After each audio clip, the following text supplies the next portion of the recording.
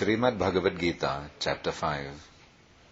Arjuna said, O Krishna, first of all you ask me to renounce work, and then again you recommend work with devotion. Now will you kindly tell me definitely which of the two is more beneficial? The Personality of Godhead replied, The renunciation of work and work in devotion are both good for liberation, but of the two, work in devotional service is better than renunciation of work. One who neither hates nor desires the fruits of his activities is known to be always renounced.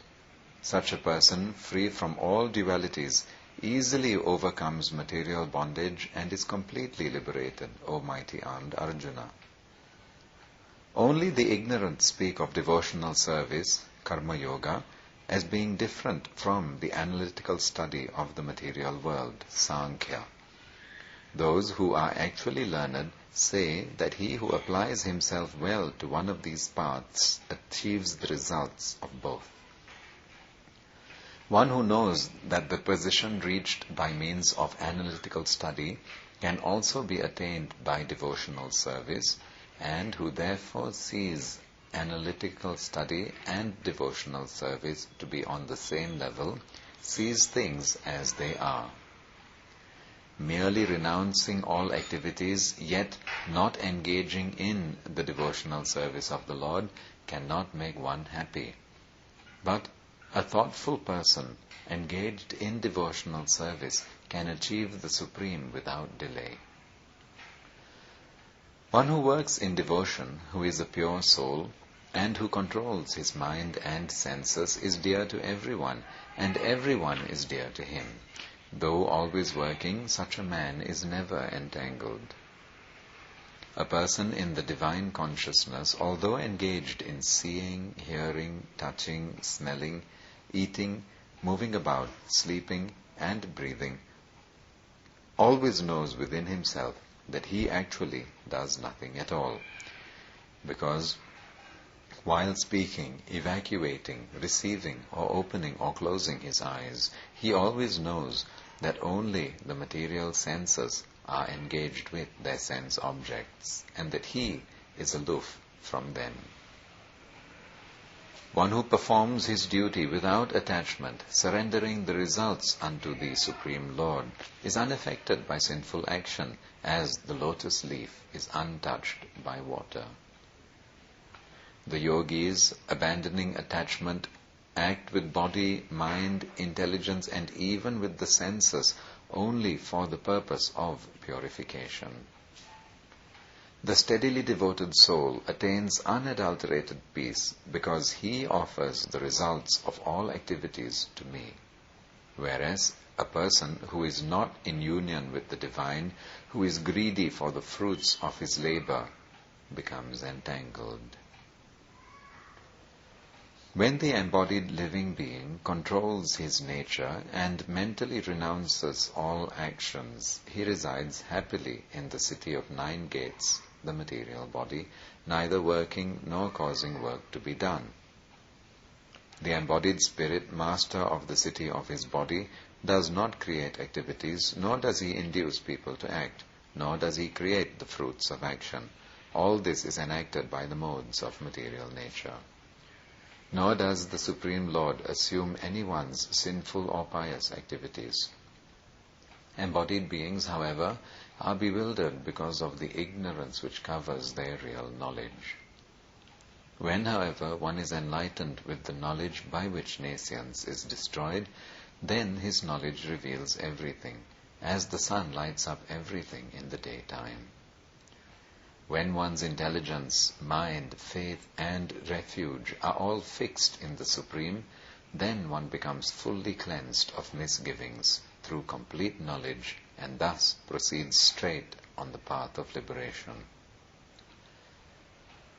The humble sages, by virtue of true knowledge, see with equal vision a learned and gentle Brahmana, a cow, an elephant, a dog, and a dog-eater outcast.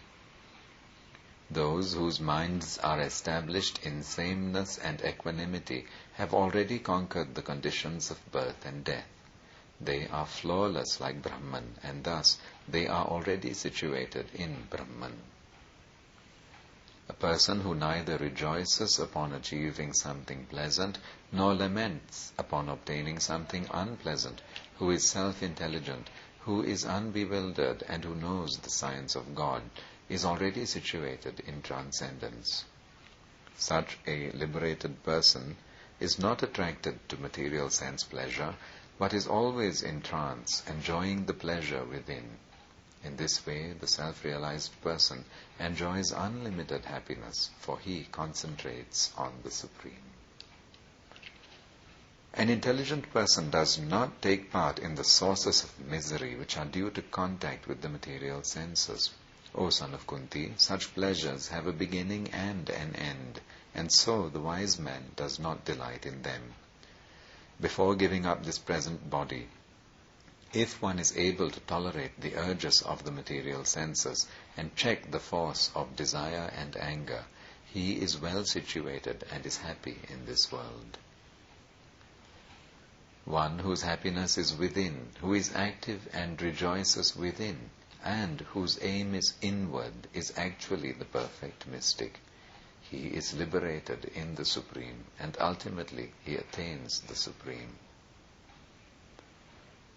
Those who are beyond the dualities that arise from doubts, whose minds are engaged within, who are always busy working for the welfare of all living beings, and who are free from all sins, achieve liberation in the Supreme.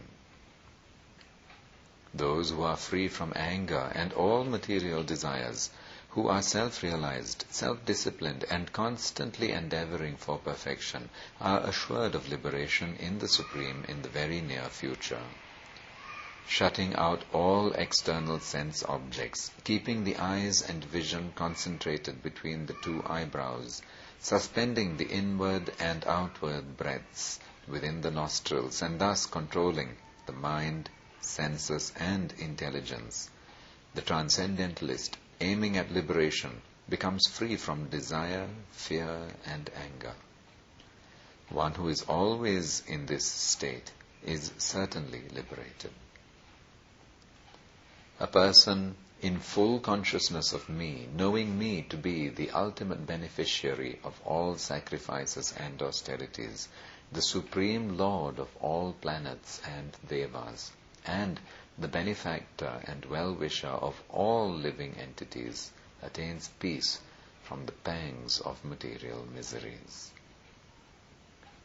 Thus ends Karma Sannyasa Yoga, the 5th chapter of the perfect Upanishad and beautiful Yoga Shastra, Srimad Bhagwat Geeta, which was spoken by Lord Shri Krishna himself to Arjuna, and which is found in the Bhishma Parva section of the great epic, the Mahabharata, which was composed by the great sage Vyasadeva in 100,000 verses.